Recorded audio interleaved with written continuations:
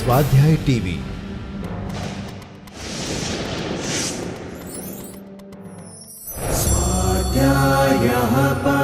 Doctor Baba Saheb Ambedkar open university.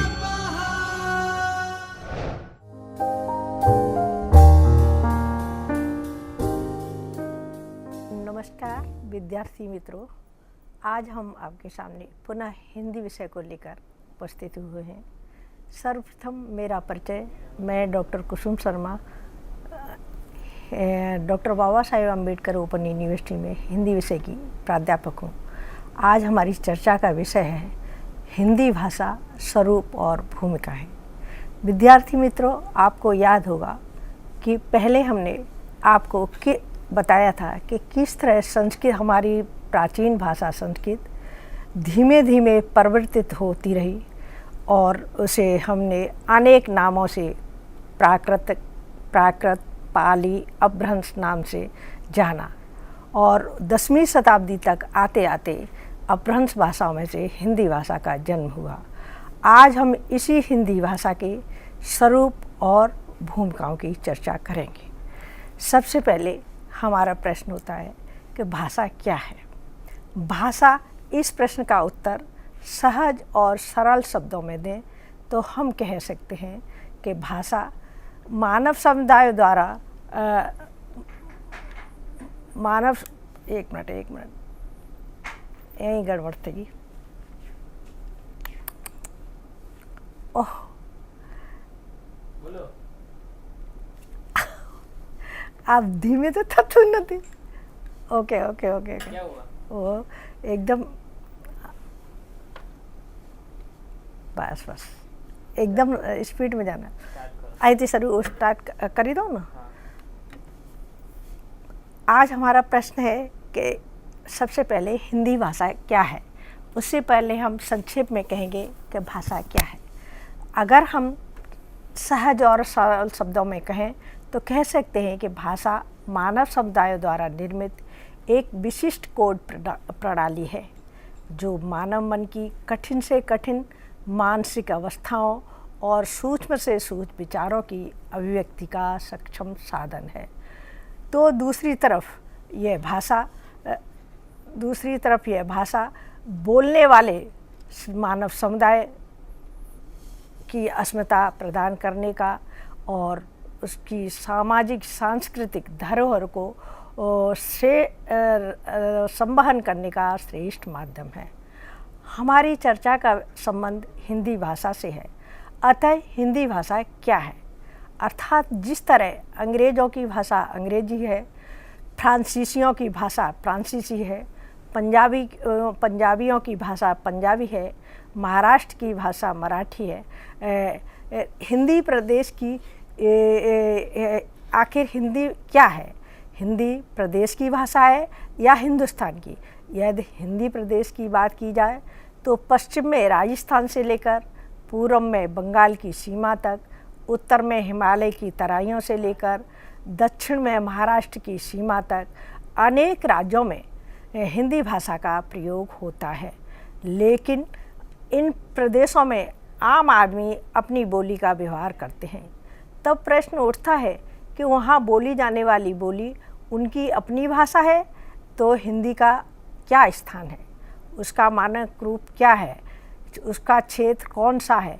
आदि प्रश्नों का यदि हम व्यवहारिक उत्तर दें तो कह सकते हैं कि हिंदी वही है जिसके माध्यम से हम पढ़ लिख रहे हैं, फिल्में देख रहे हैं, दूरदर्शन के कार्यक्रम देखते हैं।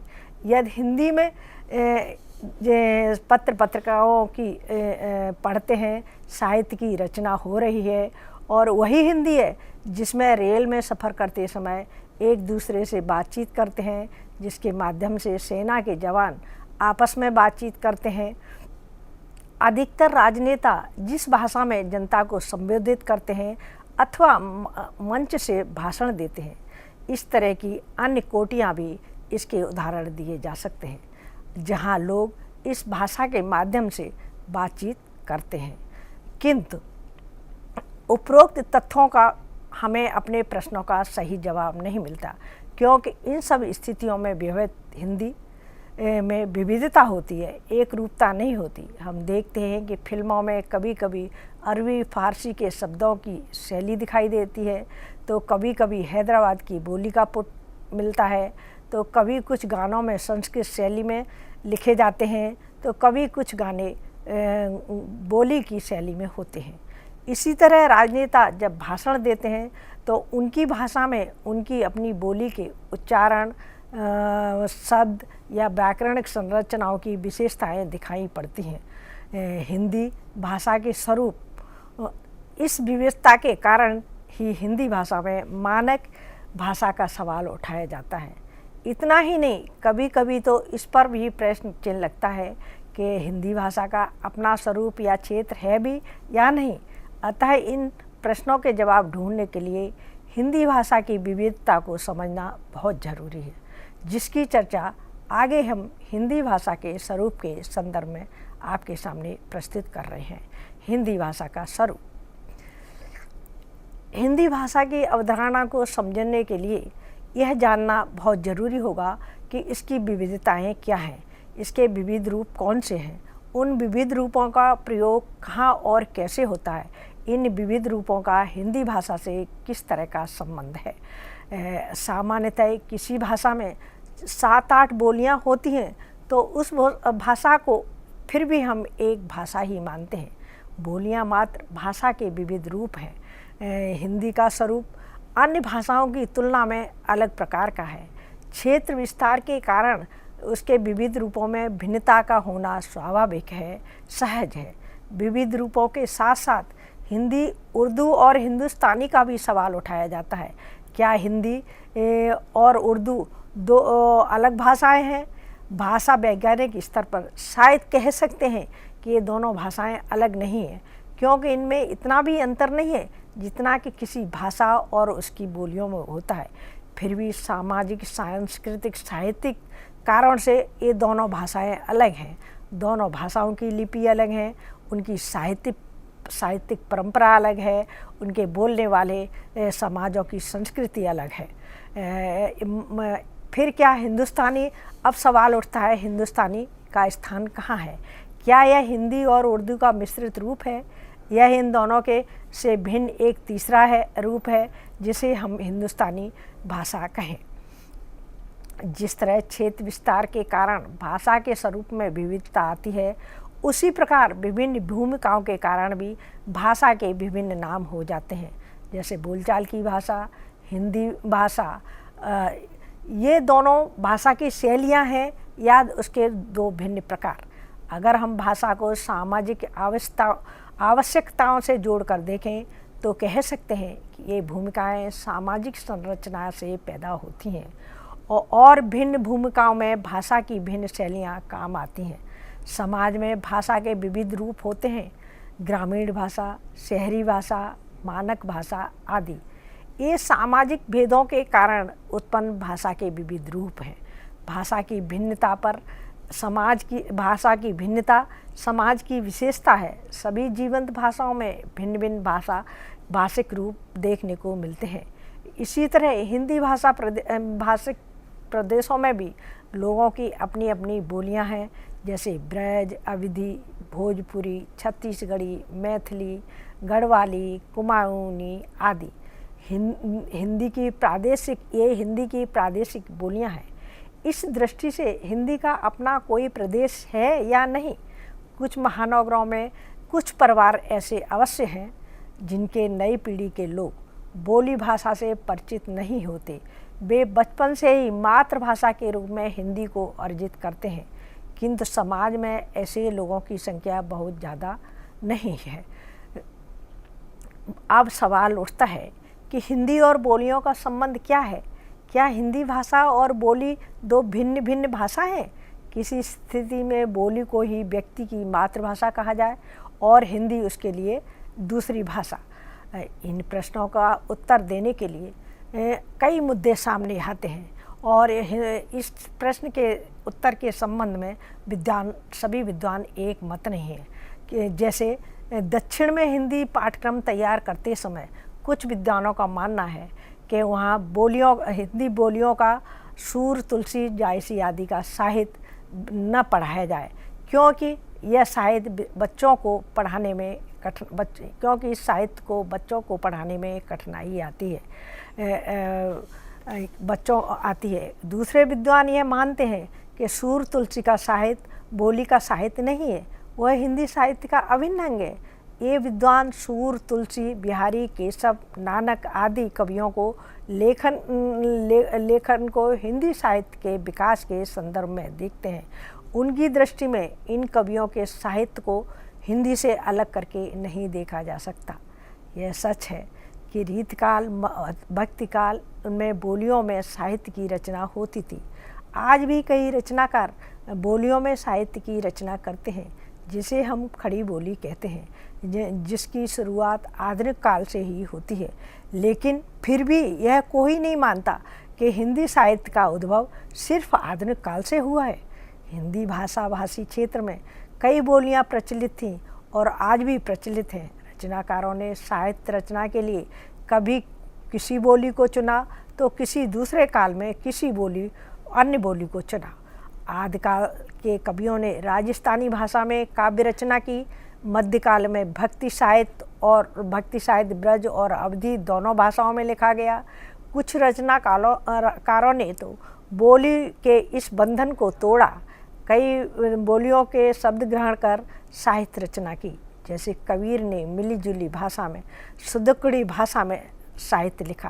तात्पर्य यह है कि हिंदी साहित्य की संपदा अलग अलग रचनाकारों ने अपनी अपनी बोली के माध्यम से योगदान दिया है। भाषा और बोली के संदर्भ में उनके अलगाव का प्रश्न आधुनिक युग में अधिक प्रबल हुआ है। इसके दो कारण हैं। एक तो यूरोपीय भाषा वैज्ञानिकों ने केवल भाषा के आधार पर बोलियों का वर्गीकरण किया, उन्हें उपभाषाओं में बांटा। अतः भाषा वैज्ञानिकों के कारण राजस्थान की बोलियों को राजस्थानी नाम दिया गया। पूर्वी हिंदी और पश्चिमी को दो भिन्न भिन्न वर्गों में रखा, जिसके फलस्वरूप यह भावना उत्पन्न हुई कि बोलियों का अपना अस्तित्व है, उनका अपना महत्व है। आज खड़ी बोली से उद्भूत हिंदी इस विशाल क्षेत्र को जोड़ने वाली कड़ी है। यद्यपि शिक्षा और साहित्य की रचना इन बोलियों के माध्यम से संभव है, लेकिन इस भाषा का अखिल भारतीय स्वरूप है, जिसकी चर्चा भाषा की भूमिकाओं के संदर्भ में हम आगे करेंगे। आगे है हिंदी के विविध क्षेत्रीय रूप। हिंदी भाषा इस देश की जनसंपर्क भाषा रही है और है, इसलिए हिंदी भाषा का प्रचलन हिंदी भाषी प्रदेशों के बाहर अन्य कई स्थानों में दिखाई देता है। इसके कई ऐतिहासिक और सामाजिक कारण हैं।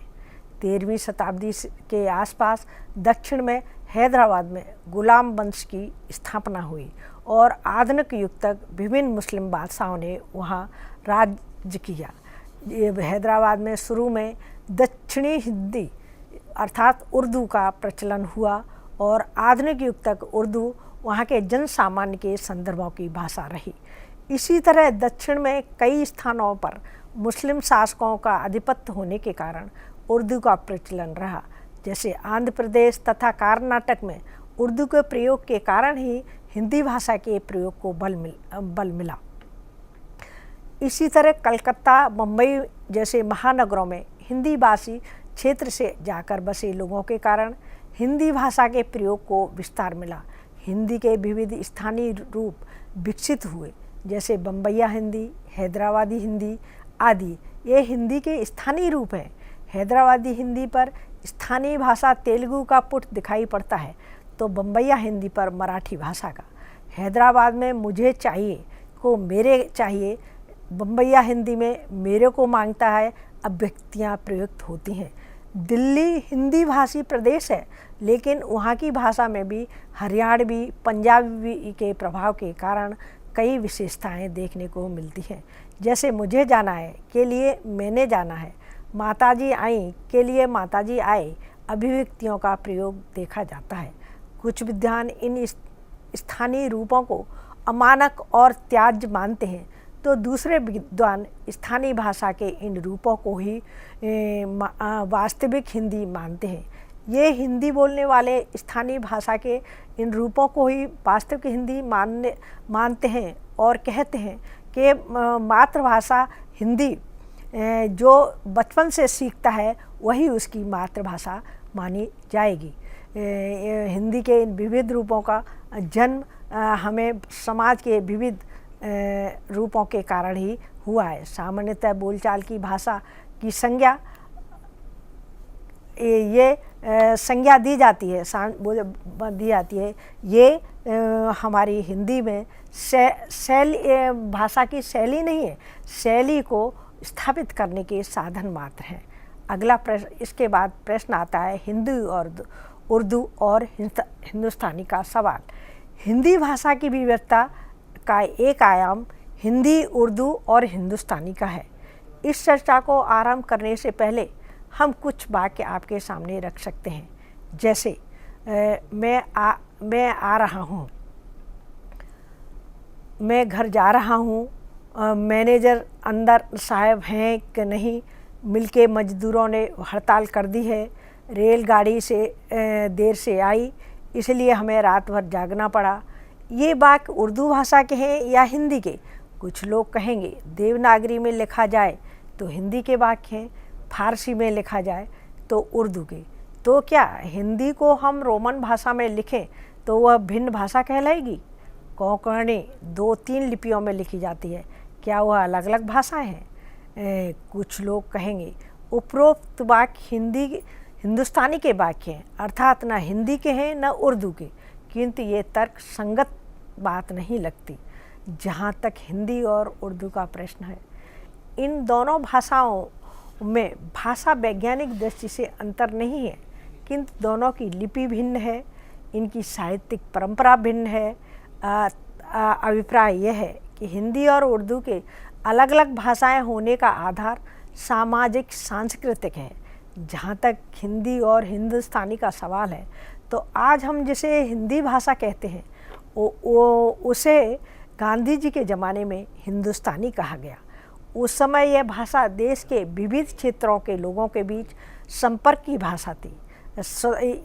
इसी नाम से स्वतंत्रता संग्राम में इस भाषा ने जनसंपर्क का विशेष उल्लेखनीय कार्य किया। किंतु उल्लेखनीय है कि संविधान की सभा में भाषा से संबंधित अनुच्छेदों को अंतिम रूप देने के लिए जोर चर्चा हुई। उसमें यह प्रश्न सामने आया कि इसे हिंदी कहें या हिंदुस्तानी। इतिहास साक्षी है कि इस नाम के संदर्भ में सब में मतदान हुआ और एक मत से हिंदुस्तानी की जगह हिंदी शब्द को अपनाने का निर्णय किया गया। अतः इन्हें हिंदी भाषा की 2 शैलियाँ मान सकते हैं, लेकिन वह ऐसी 2 विशिष्ट शैलियाँ नहीं होंगी जिन्हें हम अलग अलग नाम से पहचानें। भाषा के शब्द बदलते रहते हैं, भाषा की बोधगम्यता का स्तर भी बदलता रहता है। कुछ अरबी फारसी के शब्द जो किसी ज़माने में अधिक प्रचलित और उपयोग में आते थे, अब उतने प्रचलित या परिचित नहीं हैं। जो संस्कृत शब्द शुरू में कठिन लगते थे, प्रचलन के कारण अब वे इतने बोधगम्य हो गए हैं। साहित्य में हिंदी और उर्दू अरबी फारसी के शब्दों के प्रयोग का सवाल है, तो हर लेखक अपने अपने ढंग से अनुपात निश्चित करता है। किसी में इतने अधिक अरबी फारसी शब्द आते हैं कि उसकी भाषा को लोग उर्दू कहते हैं, भले ही वह देवनागरी में लिखी गई हो। इस कारण शब्दों के प्रयोग में विभिन्न प्रकार का अनुपात होने से हम हिंदी और हिंदुस्तानी नाम की 2 विशिष्ट शैलियाँ नहीं कह सकते। ये मात्र हिंदी भाषा की विविध शैलियों में शैली भेद उत्पन्न करने के आधार हैं। हिंदी भाषा की अब आगे हिंदी भाषा की भूमिकाओं पर चर्चा करेंगे कि समाज के अंदर हिंदी कौन कौन सी भूमिकाओं में प्रयुक्त की जाती है। हिंदी भाषा की अवधारणा को समझाने के लिए हम 2 संकल्पनाएं लेके चले हैं। पहले, एक तरफ भाषा के स्वरूप और संदर्भ में हमने विभिन्न स्थितियों में भाषा के उपयोग के कारण किस प्रकार भाषा के साथ विभिन्न शब्द जुड़ जाते हैं और इन शब्दों को हम संदर्भ के अनुसार ग्रहण करें, तभी हम भाषा के मूल स्वरूप को समझ सकते हैं। हिंदी भाषा की अवधारणा को समझने के लिए हम दो संकल्पनाएं लेकर चले हैं। एक तरफ भाषा के स्वरूप और संदर्भ में विभिन्न स्थितियों के उपयोग के कारण किस प्रकार भाषा के साथ विभिन्न शब्दों को जुड़ जाते हैं, और इनके शब्दों के मूल रूप को समझकर ही हम इसकी विविधता को जान पाएंगे। अब हम भाषा की भूमिकाओं का विचार करते हैं। हिंदी भाषा की 4 भूमिका हैं। संपर्क भाषा। संपर्क भाषा से तात्पर्य उस भाषा रूप से है जो समाज के विभिन्न तबकों के बीच संपर्क का काम करती है। हिंदी उस दृष्टि से भिन्न भिन्न बोलने वाले वर्गों के बीच संपर्क भाषा है, और भारत के अन्य क्षेत्रों में भिन्न भिन्न भाषाएं बोलने वाले के बीच भी संपर्क भाषा है। उदाहरण के लिए तमिलनाडु और आंध्र प्रदेश के लोग तब तक एक दूसरे से संपर्क नहीं कर सकते जब तक उनके लिए एक भाषाई माध्यम उपलब्ध न हो। इस तरह की परिस्थितियों से निकलने के लिए देश में संपर्क भाषा को अपनाया गया। इसी तरह रेलगाड़ी में विभिन्न भाषा भाषी सफ़र करते हैं अथवा भ्रमण करने जाने वाले व्यक्ति जब आसानी से अपनी भाषा में काम नहीं करा पाते तो अंग्रेजी या हिंदी से काम चलाते हैं। इसी प्रकार व्यवहारिक रूप में हिंदी देश के लोगों के बीच संपर्क भाषा बनी हुई है। विदेशों में भी प्रवासी भारतीय सांस्कृतिक वातावरण बनाने के लिए जब एक साथ एक स्थान पर एकत्रित होते हैं तो हिंदी को अपनी संपर्क भाषा बनाते हैं। भाषा को संपर्क भाषा बनाने के लिए एक वातावरण चाहिए था। इस दृष्टि से देश में इस शताब्दी के आरंभ में ही एक व्यापक आंदोलन सा चलाया गया। स्कूली शिक्षा, शैक्षिक संस्थाओं के कारण देश के कोने कोने में लोगों ने हिंदी सीखी और इसका प्रचार बढ़ा। मनोरंजन के क्षेत्र में भी हिंदी की फिल्मों के गानों का योगदान उतना ही महत्वपूर्ण है। भारत में जगह जगह हिंदी की फिल्में पसंद की जाती हैं। आज दूरदर्शन अपने कार्यक्रमों के माध्यम से इस संपर्क भाषा का व्यापक प्रचार कर रहा है। संविधान के अनुच्छेद 351 के अनुसार हिंदी देश की सामाजिक संस्कृति की वाहक है। हिंदी की यह भूमिका हिंदी को कुछ हद तक राजभाषा का दर्जा प्रदान करती है। हिंदी भाषा में राजभाषा और राष्ट्रभाषा कहलाने के लायक गुण संपर्क भाषा से ही उत्पन्न होते हैं। दूसरा है राजभाषा। राजभाषा संपर्क भाषा का औपचारिक रूप है। हिंदी भारत की राजभाषा है जिसका उल्लेख संविधान में किया गया है। राजभाषा की भूमिका में हिंदी केंद्र सरकार के कार्यालयों की भाषा है। राज्यों के विविध मंडलों तथा संसद के अभिलेखों रिकॉर्ड के स्तर पर जोड़ने वाली भाषा है। देश के कानून की भाषा है और उच्च न्यायालयों तथा उच्चतम न्यायालयों के अंगों से जुड़े हुए व्यक्ति इस भाषा से परिचित हों, इस भाषा के माध्यम से यथासंभव कार्य करें, इसके लिए कर्मचारियों को प्रशिक्षण देते हैं। राजभाषा विशिष्ट कार्य क्षेत्रों की भाषा है, इसलिए इसकी शब्दावली सामान्य बोलचाल की शब्दावली से भिन्न होती है। अतः इसकी भाषा में रूढ़ उक्तियाँ आती हैं। हिंदी को राजभाषा के रूप में विकसित करने के दौरान राजभाषा हिंदी का स्वरूप भी विकसित किया गया। प्रशासन और विधि आदि क्षेत्रों के लिए अनुवाद की द्वारा पुस्तकें तैयार की गईं। आवश्यक शब्द और शब्दावली निर्मित किए गए। राजभाषा का स्वरूप उन लोगों के लिए है जो इस क्षेत्र में कार्य करते हैं, और सभी व्यक्ति विधि की भाषा को पढ़कर उसे उतनी ही आसानी से समझ लें जितनी आसानी से फिल्म की पटकथा समझते हैं। यह कहना उचित ही होगा। आगे नंबर 3, प्रयोजनमूलक हिंदी।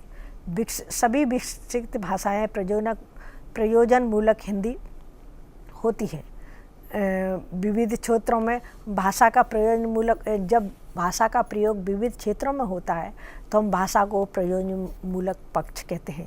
भाषा के कुछ प्रमुख प्रयोजनमूलक क्षेत्र निम्न प्रकार से हैं: ज्ञान विज्ञान की भाषा, माध्यम की भाषा, विधि की भाषा, प्रशासन की भाषा, विज्ञान और टेक्नोलॉजी की भाषा, जनसंचार की भाषा आदि।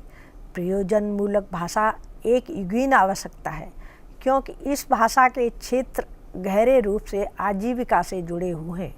कोई पत्रकार है, जनसंचार की भाषा का अर्जन करता है तो दूसरा विकसित करता है। आम आदमी तो सिर्फ जनसंचार की भाषा से सूचना प्राप्त करने का या मनोरंजन करने तक ही अपने को सीमित रखता है। इस प्रकार आधुनिक युग में भाषा के माध्यम से काम करने वाले लोगों के लिए कई द्वार खुलते हैं। इस दृष्टि से प्रयोजनमूलक भाषा का प्रश्न औपचारिक भाषा का क्षेत्र है। इसके लिए इस भाषा को विकसित करना, इस क्षेत्र के लिए लोगों को तैयार करना, भाषा के माध्यम से इन क्षेत्र में काम को आगे बढ़ाना प्रयोजनमूलक भाषा के आवश्यक सोपान हैं।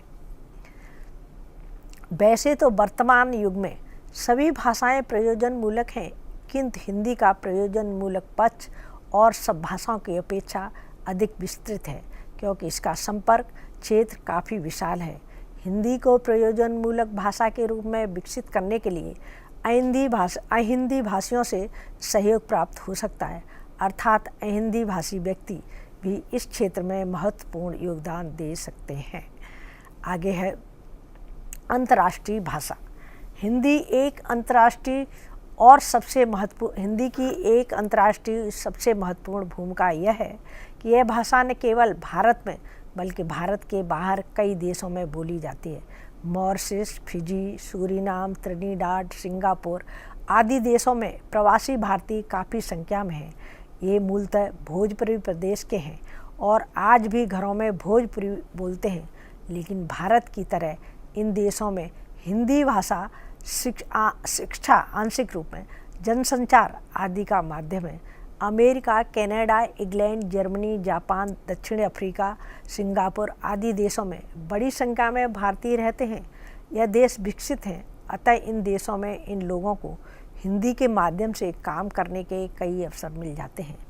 पत्रिकाओं का प्रकाशन, रेडियो, दूरदर्शन आदि के माध्यम से शिक्षा में और संस्कृति धरातल पर हिंदी का व्यवहार करते हैं।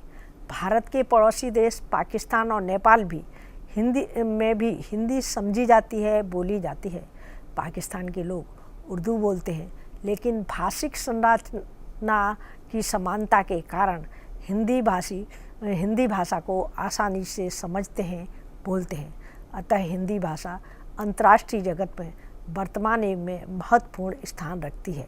इस महत्व के कारण विदेशों में लगभग 1 से 50 विश्वविद्यालयों में हिंदी के अध्ययन और अनुसंधान की व्यवस्थाएं हैं।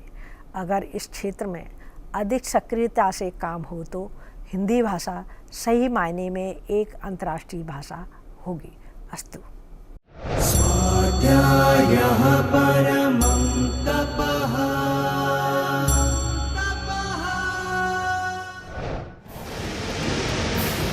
स्वाध्याय टीवी